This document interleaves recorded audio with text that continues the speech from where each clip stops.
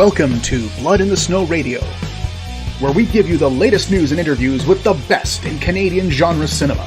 Here are your hosts, Robert Bellamy and Festival Director Kelly Michael Stewart. Blood in the Snow 2023 continues, and I have this lovely lady in front of me. If you could introduce yourself. Hi, my name is Maude Michaud, and I'm a writer-director from Montreal. Excellent. And you're not only here in the lab, but you have a film in the festival as well. Exactly. It's the Toronto premiere of my latest short film, The Monster Inside My Head, and it played on Monday night during the Dark Visions opening Excellent. shorts program. And it's got that creepy hand thing. Where did that idea come from, that whole concept of that monster in my head? So this concept, I guess I'll start by getting personal. I got diagnosed with Tourette syndrome 20 years ago, and it took me 20 years to be able to be comfortable to even tell people that I have this. Like all my life, I tried to mask, and I'm very good at it. But then I kept on thinking, it's like, why is it that I feel so uncomfortable? Like about this, something that I have no control over. And then I realized it comes down a lot to the way it's always portrayed in a very comedic way. And it's the butt of the joke. And it's really like, it just like creates a lot of stigmas around the condition, you know? And being a horror filmmaker myself, I was like, well, why don't I do something about it? And that's how I had this idea. I'm like, oh, let's use the monster as a metaphor. And so I came up with this short story, which is very simple. It's this woman coming home, and there's this monster waiting for her that attacks her, and that does things to her that she has no control over. And to me, that was a way to visually represent what it feels like for me. And I have to admit, some of my favorite shorts and films that I've seen do that. They take a symptom and they visualize it so people can finally understand. Exactly. Because you're right. That particular, it's always a joke. It's always a joke. Someone just starts yelling out bad words or something. Exactly. And the most harmful the most harmful thing about this, it's like only 10% with Tourette will yell swear words. It's not even that big of a symptom. Like most people, they'll just have like involuntary movements, you know? It's the stereotype. Yeah, but that became, that unfortunate, representation made this very 10% affecting if people that only affects 10% of the people, that became the poster child of the entire condition. Yeah, and that's a brilliant metaphor with that monster making the woman do things that she doesn't want to do. Exactly, and that's why I was trying to describe to people a lot of the times they're like, oh well, why don't you just control yourself? And I'm like, It's hard to say. It's like when you have to sneeze or when your body itch, you got an itch to scratch. Yes, you can contain yourself, but up to a certain point only. There's got to be a way at some point you can't do this anymore, or you're not even conscious that you're doing it. You know, you're going to scratch yourself. You don't intentionally think, I am going to scratch myself, you know? So that's why using that monster with the puppet metaphor, to me, that's the easiest way to represent it. No, and it comes across so good visually. Thank you so much. How did you make that, the hand? It's actually, it is someone we molded the performer's arms, and yeah, just working with my special effects guy. I have this awesome practical effects artist that I've been working with for over 10 years, and I just send him all these reference pictures. I'm like, I want this to be a monster hand. I want it to still be human, but to be kind of creepy looking. And yeah, just sent him reference pictures, and then we just together worked on it, and he just molded it, you know, molded it based on the arm cast that we did of the performer. That is so good. I know the very first time I saw it, it reminded me of Beetlejuice. Oh, that's true. The shrimp. Yes, the shrimp. Yeah. No, that was definitely some of these. So he was like, oh, it kind of it should have these long nails, right? Because especially for the puppeteering, for a while I was thinking, oh, is the monster gonna hold that cross, wooden cross with the wires? I'm like, what if the wires go directly to the fingers? It just makes it even gruesomer. And exactly. Yeah. And that's what I mean. When I first saw it, that's what I thought, shrimp. But then as you go on and you realize what's going on, it's that is so fitting. Exactly. That's it. So yeah, it's just a constant evolution. I'm just really excited of the way it came out. Yes. And now you're here in the lab as well, which means means you're pitching a project. Yes, I'm pitching a TV series project called Disco Witches. Disco Witches? Disco Witches. It's a supernatural coming-of-age story about teenage friends who accidentally summon a disco demon. Disco demon? Yes, a disco demon. Oh, this is awesome. And the demon's like the grandson of the demon responsible for the Strasbourg dancing plague, so... Oh, brilliant. Yeah, so there's a huge backstory to the demon. It's not just a random disco demon. It's a demon that wants to make people dance to death. Yeah. But disco got thwarted by New Wave in the 80s, and his plans fell apart. So, yeah, that's kind of like the backstory. Oh, my God, I love it. See, and there was another couple that I interviewed earlier where one of their pieces was based on history. Yeah. And I love that, when you can take a little piece of history and then twist it. Oh, definitely. I had so much fun with this, because there's some satanic panic thrown in there as well. Like, there's just like so much like nerdy music history, little elements that, I just pepper sprayed through this. So. Oh, yeah. That is awesome. How's the meetings been going? It's been going very, very well. It's actually, it's really exciting. I'm very, very, just met tons of wonderful people. Really great advice that I got. So very excited about the next step and, trying to see if I can make this project happen. That is so cool. Yeah. Yes. Oh, I hope so, because I really want to watch that now. Yay.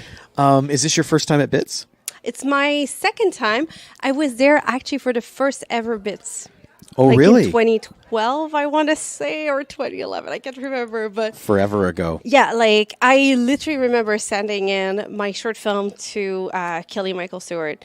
He was running a monthly projection series at the time, I believe. And then he wrote me back saying, I'd like to play it, but if you don't mind holding on a few months, I'm putting together this festival. And I'm like, sure. And I'm like, and that was the first BITS. And so I came to town for the first BITS, had a blast. Been wanting to come back ever since. So here I am. You're a true BITS alumni. I am a true one. I'm like the OG. That's so cool. Yeah, I still have that first poster up on my wall. They did this cool thing with the skull logo and writing out the film's titles in the skull. That was very cool. Yeah, he just showed me a little picture of it. Yes. So I never got to see the full thing. That is so cool. Yeah, it's really, really cool. So you've been busy for a while. What other projects have you been up to then since 2012? I've made a micro-budget feature that I self-financed and self-produced. Oh, that's always fun. Yeah.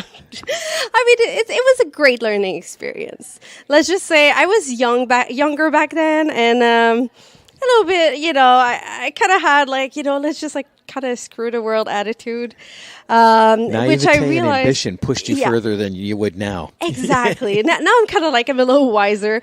Also a little wiser in terms of the content. Back then I was like, oh yeah, let's just shock everyone. But there's a certain limit that, where it just comes and bites you in the butt afterwards, where I'm like, yeah, the film was a little too divisive when it came out. And I'm like, I should have played that card, that move smarter. But yeah, no, I've been very busy, mostly developing new feature projects, writing scripts a lot, trying to, go to markets, event, meet people in the industry, try to find, because I've self-produced most of all the stuff that I've done.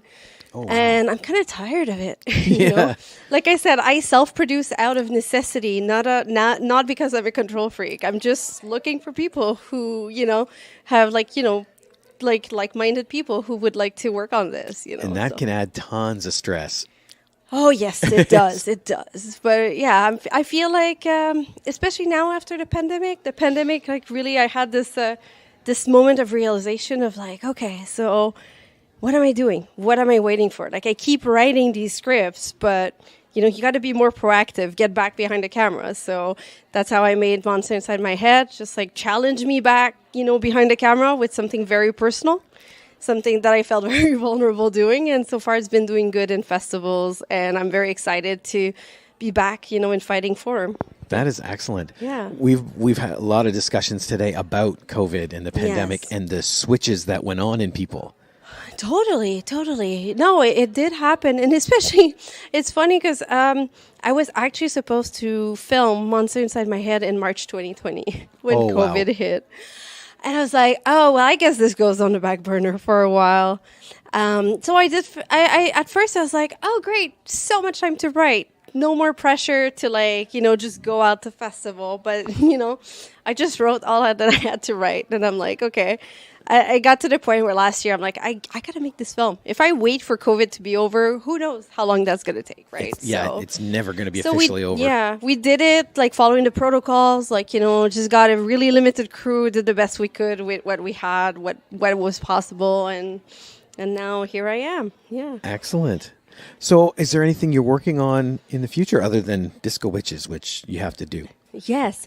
Well, I am, I'm like developing, again, mostly like focusing on features. So there's a feature for which I'm going to shoot a proof of concept in January. And I have another feature that's like packaged and ready to go in financing. So like we're going to start the rounds of like application for it. Oh, so, excellent. Yeah, all in the genre sphere. One, a little less genre. It's like like to call it Thelma and Louise meets Natural Born Killers, like kind of like throwback to like road movies. Oh, you got me.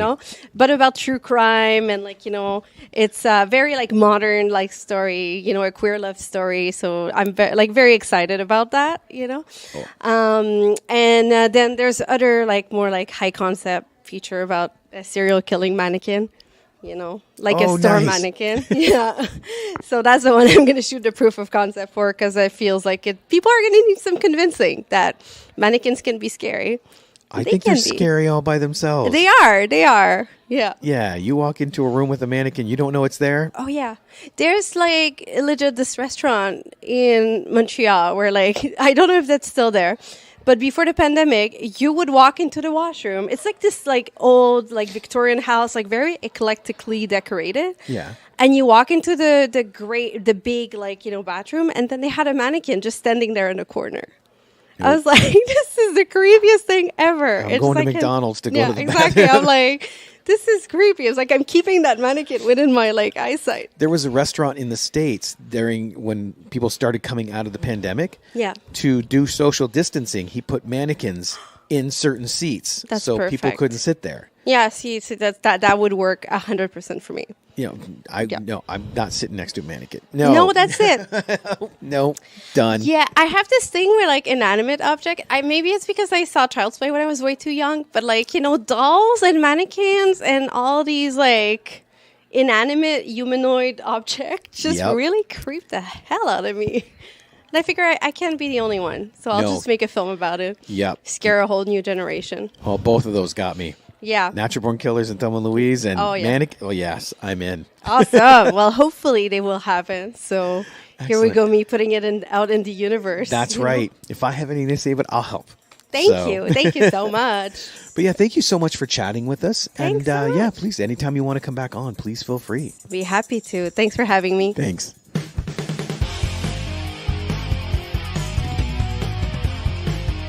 Join us next time for Blood in the Snow Radio.